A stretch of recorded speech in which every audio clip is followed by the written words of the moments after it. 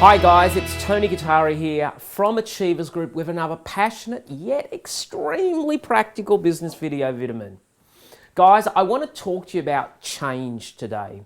I want to talk to you about one of the most important areas in building businesses is realizing that when you're actually trying to build a business, you actually have to create a great team.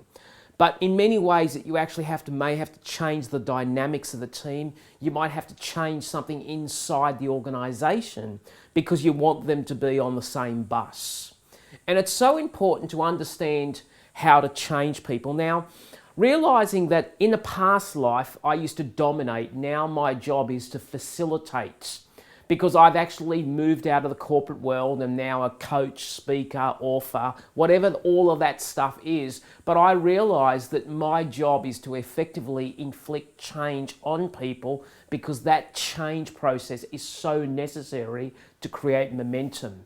And what I wanted to do is in this slide, I wanted to actually go through the process that I do in order to change people. You know, I get involved in teams and I have to change their ideas. Many organizations ring me up and say, hey, we've got a real challenge here. We need to change the culture. We need to change the momentum. New management comes in, old management goes out. What is the process that I actually go through instinctively in trying to create change in people? Because a business is always a reflection of the owner. So if I can change the owner, I'm probably going to change the business. I don't physically need to change the owner. I mentally sometimes have to change the owner. So what is the process that we actually go through? So let's go through the 5 key fundamental steps to create lasting change. Number 1 is that you actually need to create awareness. Ignorance is not bliss. Ignorance is total tragedy. See, my job is to move you from I don't know that I don't know to now I know that I don't know.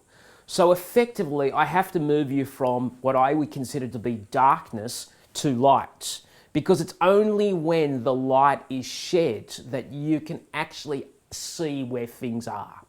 So that awareness can be incredibly uncomfortable to many, and many people regress backwards and go denial, blaming and excuses of why it won't work. So they almost want to go back to that ignorance phase.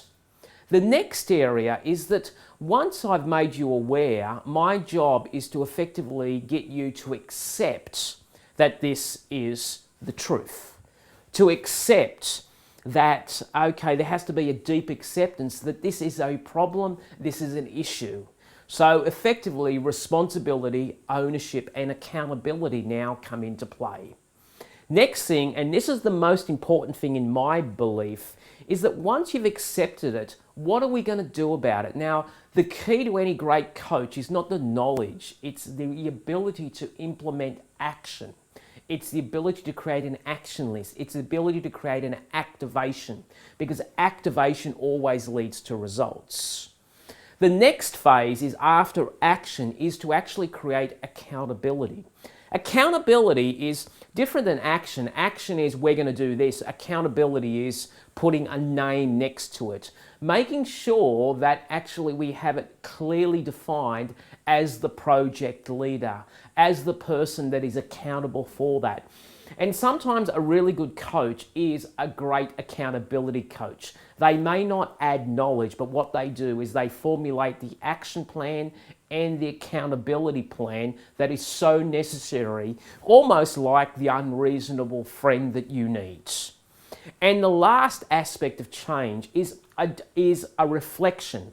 I call it the aha moment, is the acknowledgement that what has held you back is the thing that you've just discovered. It's a little bit more than acceptance, it's an acknowledgement. It's almost, I would call it, from a religious perspective, a repentance.